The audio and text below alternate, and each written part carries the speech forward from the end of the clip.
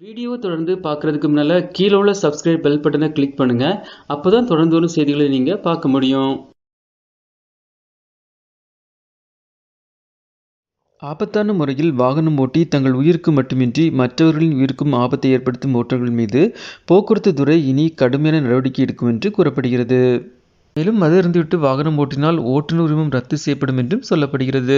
RTO Shailesh திவாரின் கூற்றுப்படி அதிக வேகம், அவசரமாக வாகனம் ஓட்டுதல், மொபைலில் பேசிக்கொண்டு வாகனம் ஓட்டுதல் அல்லது சிவப்பு விளக்கு கடத்தல் போன்றவற்றிலும் கடுமையான நடவடிக்கை எடுக்கப்படும்.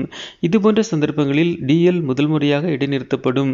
ஓட்டுநர் மீண்டும் அதை தவறு செய்தால் அவரது டிஎல் ரத்து செய்யப்படும். அதேபோன்று பல ஓட்டுநர்களின் டிஎல் கைப்பற்றப்பட்டு 3 மாதங்களுக்கு இடைநீக்கம் செய்யப்பட்டுள்ளதாக அவர் கூறினார். 2024ஆம் ஆண்டில் 6761 வாகனங்கள் ஆபத்தான முறையில் வாகனம் ஓட்டியதாக கூறப்படுகிறது. இருந்தும் சில ஓட்டுநர்கள் முன்னேற்றம் அடையவே இல்லை. எனவே இனி கடுமையான நடவடிக்கைகள் எடுக்கப்படும் என்றும் கூறினார். மேலும் ஆர்டிஓ சைலேஷ் திவாரி கூறுகையில், ஆபத்தான வாகனம் ஓட்டுபவர்களுக்கு எதிராக போக்குவரத்து துறை கடுமையான நடவடிக்கை எடுத்து வருவதாகவும் சலன் வழங்கும் செயல்முறையும் நடந்து வருவதாகவும் கூறினார். இது குடிபோதையில் வாகனம் ஓட்டுபவர்களின் டிஎல் முதல் முயற்சியில் ரத்து செய்யப்படும் என்றும் கூறப்படுகிறது.